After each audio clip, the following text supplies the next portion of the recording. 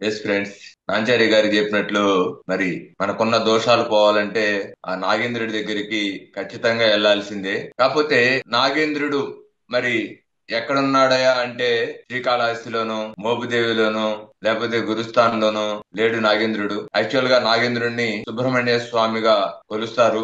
అలాగే కుమారస్వామి ఎవరైతే మనం సుబ్రహ్మణ్య స్వామిగా కొలుస్తున్నామో ఆ కుమారస్వామి మరి ఒకానొక సభలో అక్కడున్న దేవతల్ని పరహరించినప్పుడు అంటే తమాషాలాడినప్పుడు ఆ యొక్క సభలో వాళ్ళు కుమారస్వామిని శపిస్తారు. ఆ శపించినప్పుడు ఆ శాప విముక్తుడు కావడానికి ఆ బ్రహ్మని పరిష్కార మార్గం అడిగినప్పుడు ఆయన నువ్వు సాధన చేసుకో అని చెప్తాడు. నీ సాధన వల్లే నువ్వు శాప విముక్తుడు అవుతావు అని చెప్పేసి చెప్పడం జరుగుతుంది. ఆ శాప విముక్తుడు కావడానికి తను సాధన ప్రక్రియ మొదలు పెట్టినప్పుడు ఎక్కడికి వెళ్ళినా కూడా అరే కుమారస్వామి కుమారస్వామి అని చెప్పేసి తన్ని ఆ యొక్క సాధనని ఆటంకం కలిగిస్తూ ఉండేవాళ్ళు. అలాంటి ఆటంకం కలుగుతున్నప్పుడు ఆ ఆటంకం కలగకుండా దీనికి ఒక పరిష్కార మార్గము ఇవ్వాలి అని చెప్పేసి తను ఒక పాముగా అవతారం మార్చి పాము రూపంలో సాధన చేయడం మొదలు పెడతాడు. అలా సాధన కోసము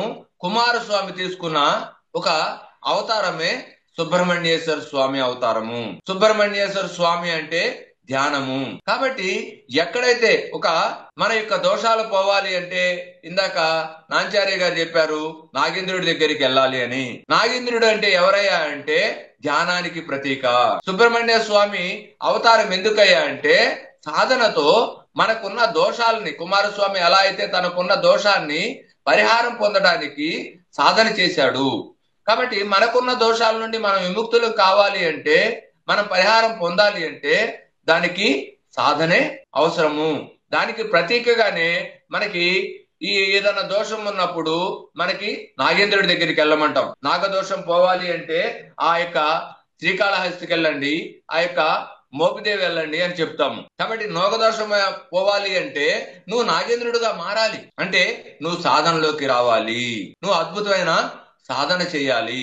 అప్పుడు మాత్రమే కుమారస్వామికి ఎలా అయితే ఆ యొక్క దోషము తొలగిందో అదే విధంగా నీకు కూడా ఆ దోషం పోతుంది.